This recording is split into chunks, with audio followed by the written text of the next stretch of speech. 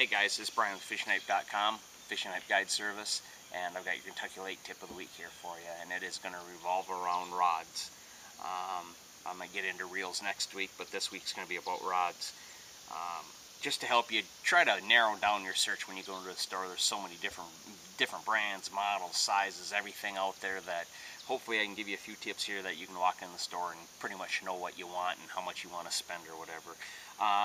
And with that being said, spend what your money will allow you to do. Don't go in there and thinking you're going to buy some $200, $300, $400 rod and you fish twice a month. There's absolute nonsense to do that.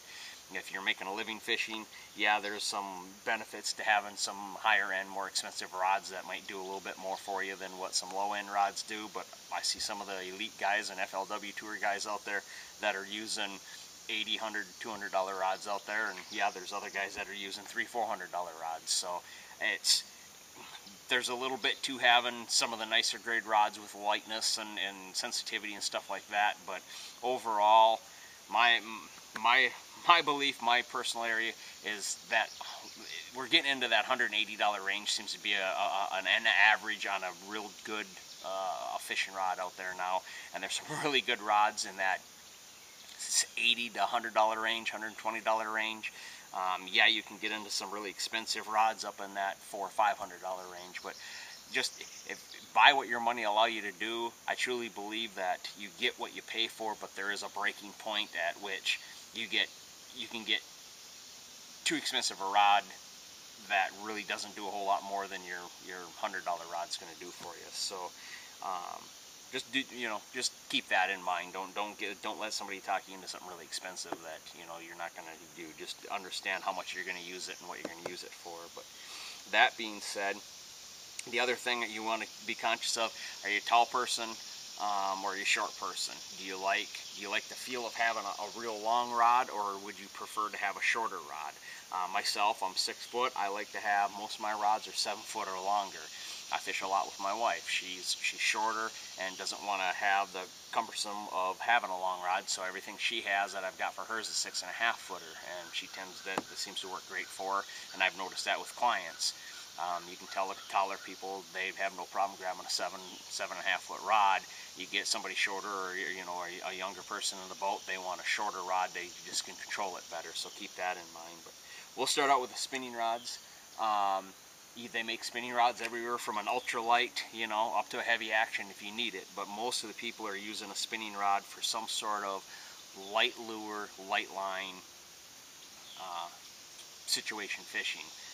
I use it for all my pan fishing, bluegills, red ear, crappies, stuff like that. My white bass, yellow bass, when I'm fishing those too, same thing. And then when I'm bass fishing, when I'm throwing my shaky heads or a wacky rig or a drop shot or something like that, that's when I go to a spinning rod too. Just for the simple fact they handle light line a whole lot better.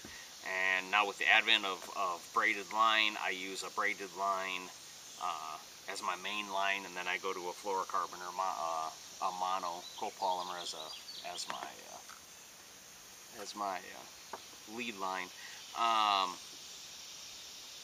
So what I'm looking for in a spinning rod, if you're going to use it for that application, is I want a rod that's got some backbone through here, but then down here on the tip, it's really soft, and you're not setting the hook like you're flipping a fish in a bush with a big rod.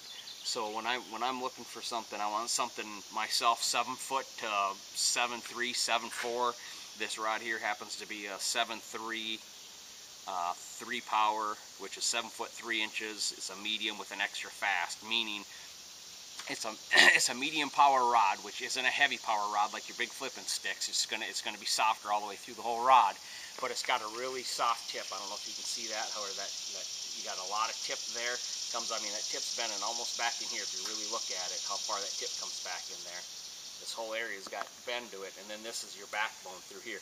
That's what I want, because I'm not throwing this bait out there and really trying to cram the hook home. I'm using light line, throwing it out. I've got the braid, which isn't going to stretch already. When I set the hook on this, I'm going to throw it out, and when I set the hook, it's just going to be picking it up. I'm not hammering it home or anything. I'm just picking up. You got light wire hooks already that are going to penetrate easy. So that's the one thing I look for there. And look for a light rod. You don't want a heavy rod when you're doing this, meaning weight-wise in the rod particular. And that will happen in your price ranges that I was talking about earlier. The reason the prices go up on a lot of these rods is the resins and the products they use in them. And the lighter the resins and the products they can make and the smaller diameter they can make the rods themselves, the lighter the rod is going to be. The more glass and composite type material they put in a rod, the heavier it's going to be. So that's one area there too. It's going to be arm fatigue on how long you're going to have the rod in your hand. The other rods you're going to be using are going to be bait casters, and you're going to have several different techniques that you're going to use in those. And you're going to have everything from bottom bouncing type, bottom contact jigs, Texas rig worms, Carolina rigs, and then you're going to have your moving baits, your spinner baits, your deep diving crankbaits, your swim baits now, your spoons, stuff like that. And there is a lot of crossover in the rods. I mean, there's some companies that are trying to get technique specific, like this rod's only used for this and this rod's only used for that. There's a lot of rods that I have, especially that 7 foot to 7.3 range in bait casters, that I can use a mix of everything. I can throw a swim bait and a spoon on the same type of rod, so I don't have to buy a specific rod for one. I can buy 3 rods of the same size, same series, same weight, everything, so when I pick it up it feels the same. And it can throw a swim bait on one and turn around and pick up and throw a spoon on it on another, and everything feels the same except for basically the technique that you're using and the bait. But when I go to pick it up, it all feels the same. So there's a lot of crossover, and you'll find that out as you look at some of these, but just trying to give you an idea what direction to go with them. This rod here is a 7'5". It's a 3-power also. Now see, this was a medium 3-power in a spinning, and this is a 3-power in a bait caster with also an extra fast tip. But this will go from a 3/8 to a 1 ounce bait. On the spinning rod, this was only going to go from an 1/8 to a 1/2 ounce. So basically, you got almost the same rod, but that little bit of extra length and the way the rod's built, they've built this rod to handle a 1 ounce bait. Now this rod here could be used for multiple things. I could throw a Carolina rig on here. I'm throwing a big 3/4 ounce football head on it now. I've been able to flip with it. So that's something you're looking for there. Somewhere, if you're looking for a longer rod, a 7.3 to an 8-footer.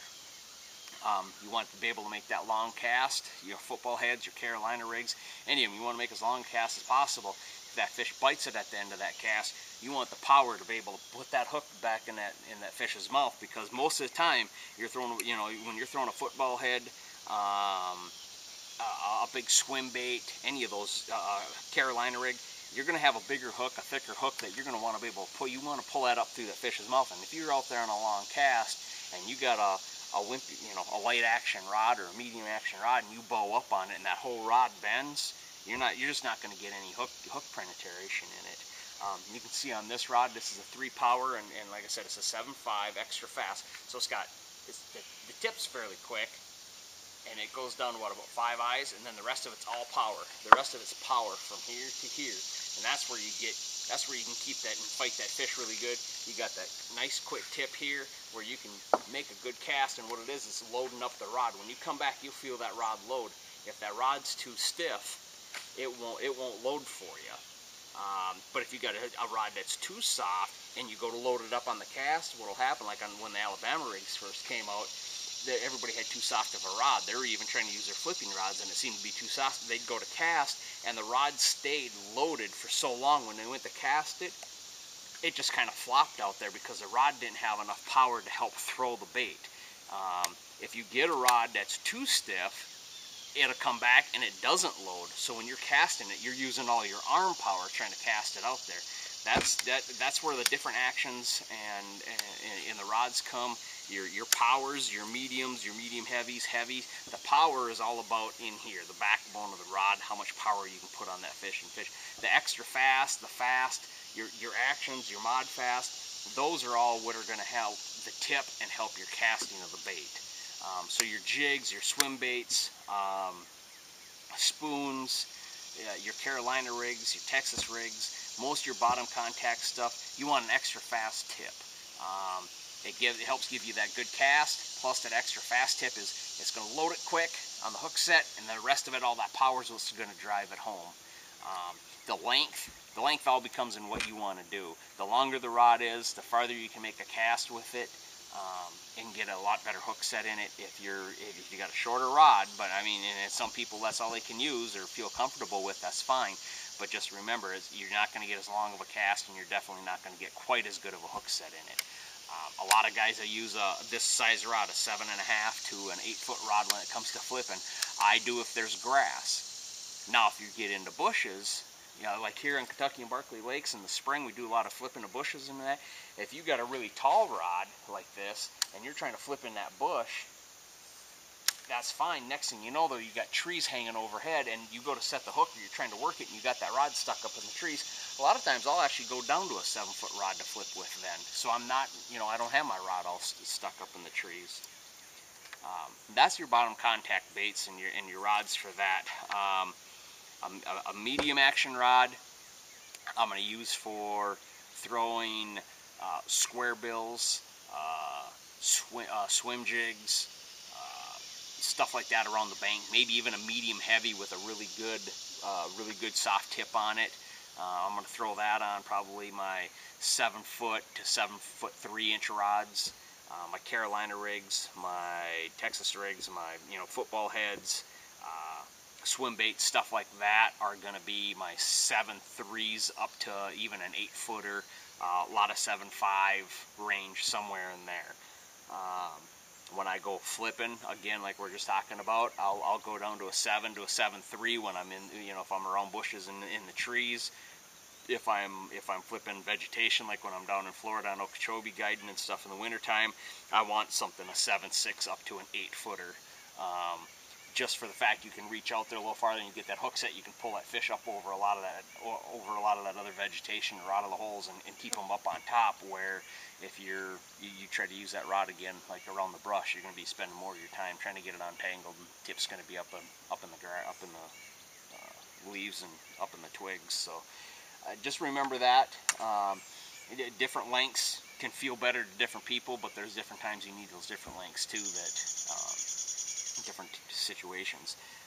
My moving baits, crankbaits, especially with treble hooks and all, I tried to use what they'll call a crankbait rod, and you've got a graphite crankbait rod, and you'll have one that's like there's a glass, there's graphite, and then there's a comp, and the comp is basically a 50-50 of glass and graphite. And the reason for that is guys had all graphite rods in the beginning. They said they were too stiff, they were pulling hooks out, blah blah blah. So then they came out with the glass rods, which were a lot more forgiving. They had a lot of parabolic bend. I mean, they bent almost from the rod handle over. I mean, you make a big old U shape with them, and the guys they didn't lose quite as many fish because the fish weren't pulling against the rod as bad. And no matter if they jumped, and the biggest thing was fish jumping, running right at the boat or jumping way out there. The fish would jump, the rod would be bent, all bowed up. They'd jump, and the rod would want to go straight on them.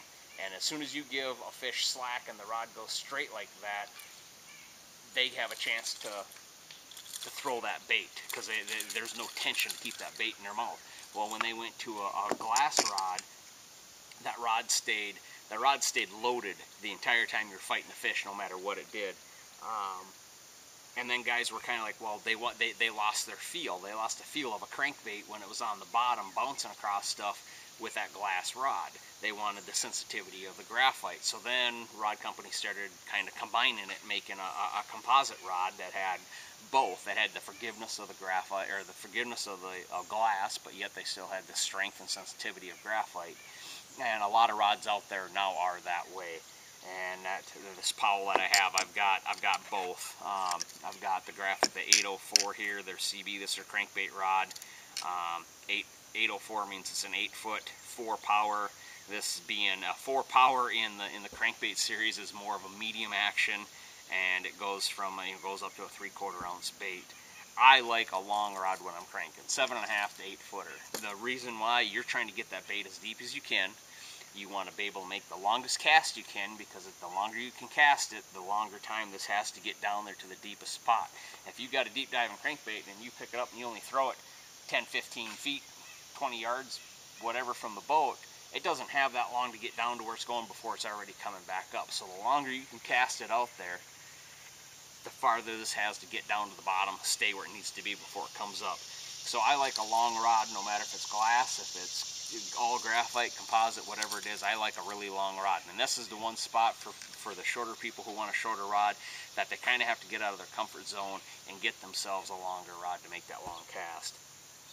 But the graphite versus glass versus composite, that really, man, you could ask 10 guys, they'll give you 10 different answers, or they might be split down the middle, 5 and 5. That is just something you're going to have to play around with, honestly, and get a feel on how you like to fish, what you're trying to feel with it, what you're trying to accomplish, and how your land ratio is. You may get a glass rod and just don't like the feel and can't feel with it, so you want to get a graphite. Maybe you've got graphite, but you're losing some fish, and you need to go to glass to help yourself do that. The composite's a great way to go, because it's that in-between deal. But any of your rods, graphite to glass, they're all going to load up really well. This one loads all the way down. I mean, you see a parabolic bend comes. I mean, we're down in here on the whole parabolic bend, and you got a little bit here in backbone. You need some backbone on a crankbait rod too. I mean, you get a big fish on, you still need some power to hold, to fight that fish and pull it, even if he's in open water. But you need that rod to load up again, that nice tip like that to load up, so you can just get back and rear it. And you can cast this rod, you can cast an absolute mile with. The glass rods you won't cast quite as far, just for the fact it loads so much that you got to get a pretty heavy rod to throw a big bait. The new big deep diving 20 plus foot type baits. But hopefully these tips will give you a little better idea when you go into a store, kind of what you're looking for as for a rod. Give you an idea before you get there what you're looking for, rather than staring at that shelf with 800 rods up there and you're really not sure where to go with it. Some of the guys at the pro shops are really good. They'll ask you, how much you fish, what you're fishing for, what you're going to use it for, and they know at that point what series of rod or what price range to get you in, or what type of rod to get you in. There's many places though that you shop that they honestly they just don't have a clue, and it makes it hard. You kind of got to make the decision on your own. So hopefully this will help you out. If you got any questions, I mean, feel free to call me up or shoot me an email or whatever, and I can try to help explain a little bit more on them. But hopefully this will get you a good starting point when you go to the store again to pick out your new rods. So anyhow, this is your KentuckyLake.com fishing tip of the week, and this is Captain Brian Brown with FishingKnife.com, Fishing Knife Guide Service.